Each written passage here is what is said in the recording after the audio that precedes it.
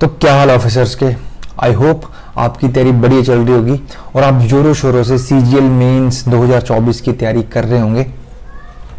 मेरा नाम है ऋषभ, मैं सीजीएल 22 से कैग डिपार्टमेंट में सिलेक्टेड हूँ और मैंने जो ये सीरीज शुरू करी है जिसका नाम है मिशन इंस्पेक्टर, इसमें हम आज करने वाले हैं रीजनिंग का बहुत ही इंपॉर्टेंट टॉपिक जिसके रिलेटेड आपको एक क्वेश्चन मेंस में जरूर देखने को मिलेगा जिसका नाम है स्टेटमेंट एंड कंक्लूजन।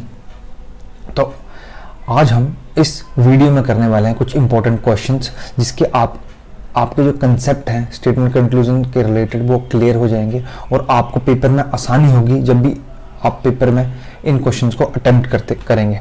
तो हम चलो शुरू करते हैं पहले क्वेश्चन के साथ। तो पहले हम थोड़े बेसिक से क्वेश्चन लेंगे जहां हमें थोड़ी इसकी कंसेप्ट की क्लैरिटी हो सके। तो शुरू करते हैं पहले क्वेश्चन के साथ।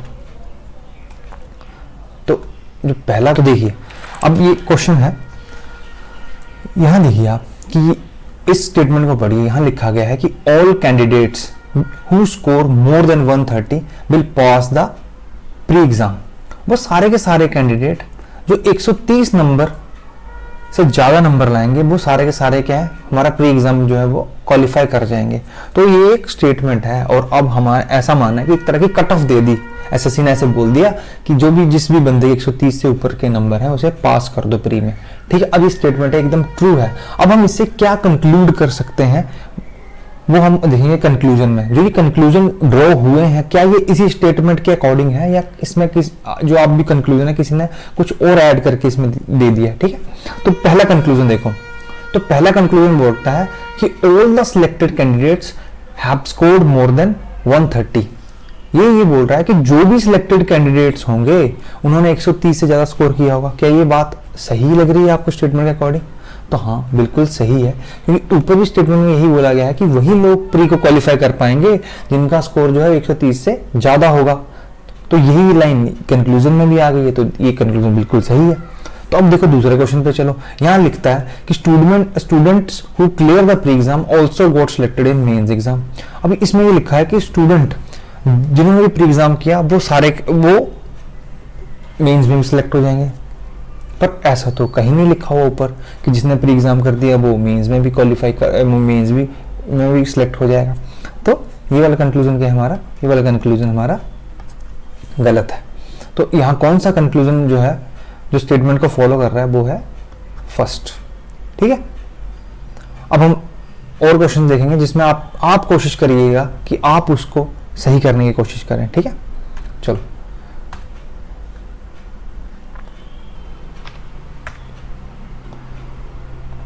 नेक्स्ट है। नेक्स्ट देखिए क्वेश्चन को, इसमें स्टेटमेंट क्या दी गई है? In a one day cricket match the total runs made by team were 200, out of these 160 runs were made by spinner. तो देखो इसमें क्या स्टेटमेंट है, एक क्रिकेट मैच की बात हुई जिसमें क्या था, कुछ रन बने, कितने? 200, और उन 200 रन में से 160 रन जो थे वो किसने बनाए? स्पिनर ने। अब ये हमारी एक स्टेटमेंट है जिसमें ये बताया गया कि एक मैच हुआ जिसमें एक टीम ने 200 रन बनाए, उस 200 में से 160 रन किसने बनाए? स्पिनर्स ने बनाए। अब हम इसके कंक्लूजन देखते हैं कि क्या कंक्लूजन इसके जो है स्टेटमेंट पे डिपेंड कर रहे हैं या वो कंक्लूजन स्टेटमेंट से ड्राइव हुए भी हैं या किसी ने ऐसे ही लिख दिए। ठीक, तो चलो पहला कंक्लूजन पढ़ते हैं। पहले कंक्लूजन में लिखा है कि 80% of the team consist off spinners. अब देखो स्पिनर्स की बात ऊपर तो हुई है लेकिन उनकी नंबर ऑफ वो नहीं बताया कि कितने प्लेयर जो थे वो स्पिनर थे जो खेले थे। तो ये 80% वाला आंकड़ा तो कहीं हमें ऊपर मिला नहीं, तो ये हमारा कंक्लूजन जो है वो बिल्कुल गलत हो जाएगा क्योंकि स्पिनर के नंबर्स के बारे में कोई डिटेल नहीं दी गई है। अब नेक्स्ट देखो, नेक्स्ट बोलते हैं the opening batsman were spinner. तो देखो ऊपर तो किसी ओपनिंग बैट्समैन के बारे में बात ही नहीं हुई है, तो ये भी कंक्लूजन क्या है, ये भी गलत हो जाएगा। हमारे इसमें सिर्फ स्पिनर्स की बात हुई है। ठीक है, और किसी भी चीज की और ना उनके नंबर की वो कितने संख्या में है या उन्होंने ओपनिंग करी ये भी नहीं मेंशन है स्टेटमेंट में। तो दोनों के दोनों कंक्लूजन क्या हो जाएंगे? गलत हो जाएंगे। तो इसका आंसर हो जाएगा neither one nor two follows. ठीक है, अब देखो नेक्स्ट में देखो, नेक्स्ट बोलता है the distance of 900 kilometre by road between Bombay and जाफरा will reduce by 280 kilometre by sea. तो क्या लाइन बोली कि जो 900 किलोमीटर का जो डिस्टेंस है बाय रोड जो बॉम्बे और जाफरा के बीच में है वो रिड्यूस हो जाएगा तो 280 kilometre by sea. By road में जो डिस्टेंस है और बाय सी में जो डिस्टेंस है उसमें जो रिड्यूस हो जाएगा जब आप समुद्र के रास्ते जाओगे तो 280 किलोमीटर, ठीक है। और इससे क्या होगा, ये बोल रहा है आगे, this will lead to saving 7.92 crore per annum on fuel. अब यहाँ देखो ये बोल रहा है कि पहले रोड से जो डिस्टेंस था वो सी से इतना कम हो जाएगा और उसकी वजह से क्या होगा, हमारा 7.92 करोड़ रुपए का फ्यूल बचेगा। अब देखो कंक्लूजन जो निकले हैं, क्या वो इसी स्टेटमेंट पे डिपेंडेंट कंक्लूजन निकले हैं? तो देखो पहले लिखा है transportation by sea is cheaper than that by road. अब ये लिख रहा है कि जो ट्रांसपोर्टेशन होगा समुद्र से वो सस्ता होगा एज कंपेयर टू रोड। लेकिन अगर आप ऊपर देखोगे तो ऊपर सिर्फ उस ट्रांसपोर्टेशन की बात करी है जो बॉम्बे और जाफरा के बीच में हो रहा है। उस वाली जगह पे ऐसा हो गया होगा कि जो रोड के द्वारा डिस्टेंस है वो कम है, वो ज्यादा है एज कंपेयर टू सी। लेकिन ये हर जगह चीज लागू नहीं हो सकती कि अगर आप सी के रास्ते जाएंगे तो आपको जो है वो डिस्टेंस कम मिले या आपको जो आपका सफर है वो चीपर पड़े। ये एक स्पेसिफिक जगह के लिए ये बात लिखी गई है, ठीक है। तो उस कंटेक्स्ट में ये एक बिल्कुल जनरल स्टेटमेंट है। एक बोल रहा है कि आप कहीं भी चले जाओ समुद्र से आपको सस्ता ही पड़ेगा बाय रोड से, पर ऐसा नहीं है। हो सकता है कहीं समुद्र से जाने में ज्यादा पैसे लग जाए। तो ऐसी कोई ऊपर स्टेटमेंट नहीं दी गई है जो ये पुख्ता कर दे कि जो ये यहां लिखा गया है कि जो समुद्र ने बोला है, ये जो समुद्र से ट्रांसपोर्टेशन है वो सस्ती है एज कंपेयर टू रोड। तो ये बिल्कुल गलत हो जाएगा। आगे सेकंड स्टेटमेंट में चलते हैं, वहां लिखा है fuel must be saved to greatest extent. ये बिल्कुल सही है क्योंकि ये जो चीज ऊपर मेंशन है यहां यही लिखा गया है कि हमारा जो है वो तेल बचेगा, ठीक है। तो ये बिल्कुल सही है। उसको देखते हैं तो उसमें क्या स्टेटमेंट दी गई है कि जो जेड प्लांट है उसके जो है वो थिक लीव्स होते हैं और वो क्या करते हैं, इट रिक्वायर्स लिटिल वाटर, ठीक है। तो जेड प्लांट करके जो है उनके जो है वो पत्ते जो है वो थिक होते हैं और उनको कम वाटर चाहिए होता है, ठीक है। अब इससे क्या कंक्लूजन ड्रॉ किए गए हैं, चलो देखते हैं क्या वो डिपेंडेंट है स्टेटमेंट पे या नहीं। देखो इन्होंने लिखा all plants with thick leaves require little water. अब देखो यहाँ सिर्फ एक स्पेसिफिक प्लांट की बात हुई है, ठीक है, और ये यहाँ लिख रहा है ऑल प्लांट्स। तो ये तो सीधे आपको पता चल जाएगा कि हमारे पास जो स्टेटमेंट थी वो सिर्फ एक स्पेसिफिक प्लांट की थी और ये ऑल प्लांट्स लिख रहा है all plants with thick leave require little water. तो ये गलत है क्योंकि ऊपर जो इंफॉर्मेशन मिली वो सिर्फ जेड प्लांट की मिली, ठीक है। तो ये गलत है। नेक्स्ट है Z plants may be grown in a place where water is not in abundance. ये बिल्कुल सही है क्योंकि उसको क्या होता है, जो जेड प्लांट है उसको क्या चाहिए होता है, लेस वाटर चाहिए होता है, ठीक है, लिटिल वाटर चाहिए होता है। तो ये स्टेटमेंट बिल्कुल सही है। तो क्या आएगा इसका answer, only conclusion second follows. Next, अब नेक्स्ट क्वेश्चन है जिसमें लिखा गया है use craft colours they add colour to our life and advertisement, ठीक है। तो एडवर्टीजमेंट के रिलेटेड आप एक दो बातें याद रखना कि देखो ये और भी क्वेश्चन आ सकते हैं इससे रिलेटेड। तो देखो जो भी अखबार में एडवर्टीजमेंट दी जा रही है ना, तो ऐसे मान के चलो कि वो लोगों को पसंद आती है इसलिए वो देते हैं एडवर्टीजमेंट, उससे उनका बिजनेस में प्रॉफिट होगा तभी दिए जा रहे हैं। क्योंकि कोई भी एडवर्टीजमेंट अगर अखबार वगैरह में दे रही है तो उनको उसका पॉजिटिव रिस्पॉन्स मिल रहा होगा इसलिए वो दी जा रही हैं, लोगों को अच्छी लगती होंगी इसलिए एडवर्टीजमेंट बनाई जाती हैं, ठीक है। तो ये चीजें एडवर्टीजमेंट के केस में याद रखनी है कि आगे कुछ क्वेश्चंस होंगे या पेपर में कुछ ऐसे क्वेश्चन आए कि एडवर्टीजमेंट जो है वो लोगों को पसंद नहीं आती है, तो वो बिल्कुल गलत है। एडवर्टीजमेंट लोगों को पसंद आएंगी। एडवर्टीजमेंट से जो है कुछ हो सकता है कि एडवर्टीजमेंट से बिजनेस में प्रॉफिट मतलब बिजनेस नहीं बढ़ता है, भाई बढ़ता है इसलिए बड़ी बड़ी कंपनी एडवर्टीजमेंट देती हैं, तो ठीक है। वो बात भी याद रखनी है कि एडवर्टीजमेंट से अगर कोई एडवर्टाइज कर रहा है तो उसका उससे बिजनेस बढ़ेगा, ठीक है। और तीसरी चीज ये है कि एडवर्टीजमेंट में जो स्लोगन यूज करते हैं वो लोगों को अच्छे ही लगते हैं, तभी एडवर्टीजमेंट उनको यूज कर रही है। तो अब यहाँ देखते हैं कि क्या कंक्लूजन यहाँ दिए गए हैं इस स्टेटमेंट में, जिसमें दिए गए use craft colours they add colour to our life. तो सबसे पहले लिखा गया कि catchy slogan do not attract people.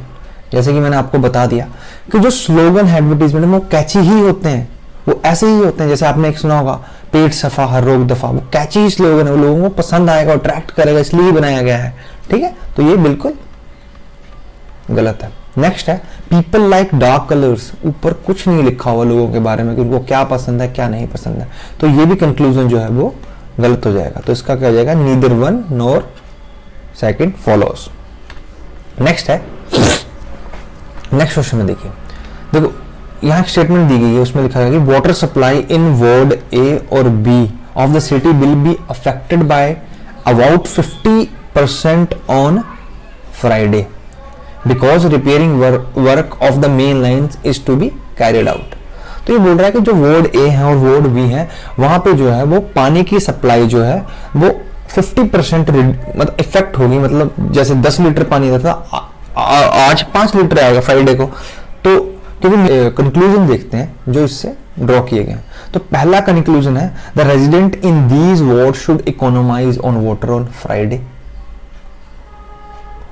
ठीक है। और दूसरा the resident in these ward should store some water on the previous day. अब ये बोल रहा है कि रेजिडेंट्स को क्या करना चाहिए, उस दिन कम पानी यूज करना चाहिए और उसके पिछले दिन थोड़ा पानी स्टोर कर लेना चाहिए। तो अब ये जो बताया गया हो ये इसीलिए बताया गया है कि बंदे उस चीज को प्लान कर सकें कि कल पानी कम आएगा तो बंदों को उसके अकॉर्डिंग चीजें प्लान कर लेनी चाहिए। तो बंदों को उस दिन कम वाटर यूज करना चाहिए, बिल्कुल सही बात है भाई, इसलिए तो बताया गया है कि उस दिन कम आएगा तो आप कम यूज करना। और दूसरी चीज है कि आपको अगले दिन कम पानी आएगा तो पिछले दिन कुछ स्टोर कर लेना, ये भी बंदों से वो करा जा रहा है कि हाँ बंदे अब इस चीज के लिए कि कल पानी कम आएगा उसके लिए वो कल पानी स्टोर कर ले। तो ये भी बिल्कुल ठीक बात है, क्योंकि कोई भी जैसे मान लो जो वाटर सप्लाई वाले होंगे उन्होंने ये चीज को अखबार में दिया या कहीं भी दिया कि कल इस वार्ड में 50% सप्लाई कम आएगी, तो वो इससे यही बताना चाहते थे कि लोग इसके अकॉर्डिंग अपनी थोड़ी चीजें मैनेज कर लें, या पिछले दिन थोड़ा पानी स्टोर कर लें या उस दिन पानी ज्यादा ना यूज करें, ठीक है। तो ये दोनों के दोनों कंक्लूजन सही है, ठीक है। नेक्स्ट है money plays a vital role in politics, कि पैसा एक अच्छा मतलब एक इंपॉर्टेंट रोल प्ले करता है पॉलिटिक्स में, ठीक है। ये एक स्टेटमेंट है। अब कंक्लूजन देखो, the poor can never become politician, ये ऊपर कहीं नहीं मेंशन है पुअर के बारे में, तो ठीक है। तो ये सीधे गलत हो जाएगा कि ऊपर तो पुअर लोगों की बात ही नहीं हुई, ना रिच की बात हुई ना पुअर की, उसमें सर लिखा कि पैसा अच्छा रोल प्ले करता है, ठीक है। नेक्स्ट है all the rich man can take part in politics. अब ये चीज भी ऊपर नहीं लिखी हुई कि अमीर आदमियों के बारे में कुछ नहीं मेंशन है, बस वहां ये लिखा कि पैसा एक अच्छा रोल प्ले करता है, ठीक है। तो ये स्टेटमेंट भी गलत हो जाएगा। तो neither one nor two follows. Next, अब देखो इस स्टेटमेंट को देखो, इसमें लिखा गया है कि this word is neither good nor evil, ये जो संसार है ना अच्छा है ना बुरा है। Each man manufacturing a word for himself, हर आदमी अपने लिए अपने तरह का एक संसार बनाता है, चाहे वो उसके लिए अच्छा बनाए या बुरा बनाए, वो बंदा अपने लिए खुद बनाता है, ठीक है। तो इसमें यही माना जा रहा है कि किसी के लिए ये संसार अच्छा हो सकता है, किसी के लिए ये बुरा हो सकता है, ठीक है। तो यहां से कंक्लूजन देखो, ये लिखा है कि some people find this word quite good, बिल्कुल सही। यहाँ ऊपर यही लिखा गया कि ना अच्छा है ना बुरा है, आदमी अपने अकॉर्डिंग बनाएगा, तो या तो वो अच्छा बनाएगा या बुरा बनाएगा। तो कुछ लोग अच्छा बनाएंगे, कुछ लोग बुरा बनाएंगे, ठीक है। तो और some people find this word quite bad, ये भी ठीक है, किसी के लिए अच्छा बने किसी के लिए बुरा। तो दोनों के दोनों कंक्लूजन क्या है जो यहाँ फॉलो हो जाएंगे, ठीक है। नेक्स्ट क्वेश्चन देखो, अब स्टेटमेंट को पढ़ो। यहाँ लिखा है कि only good singer are invited in the conference, only good singer are invited in the conference and no one without sweet voice is a good singer. पहले देखो, पहले बोलता है कि सिर्फ अच्छे सिंगर बुलाए गए हैं कंसर्ट कॉन्फ्रेंस में, ठीक है। और आगे ये बता रहा है कि अच्छे सिंगर कौन है। No one without sweet voice is a good singer, जिसकी वॉइस स्वीट नहीं है वो अच्छा सिंगर नहीं है। मतलब अच्छा सिंगर होने के लिए आपकी जो वॉइस है वो स्वीट होनी चाहिए, ठीक है। तो कंक्लूजन देखो, कंक्लूजन बोलता है all invited singer in the conference have sweet voice. क्या लग रहा है आपको, आप एक अपना सोच के बताइए जरा। बोल रहा है कि जो भी सिंगर इनवाइट किए गए उनकी स्वीट वॉइस है, तो बिल्कुल सही है।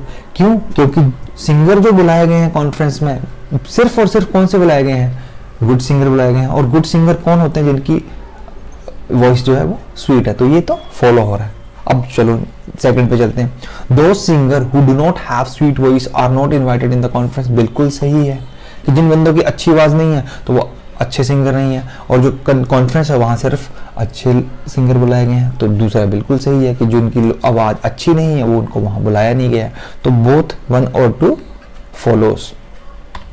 नेक्स्ट है no country is absolutely self dependent these days.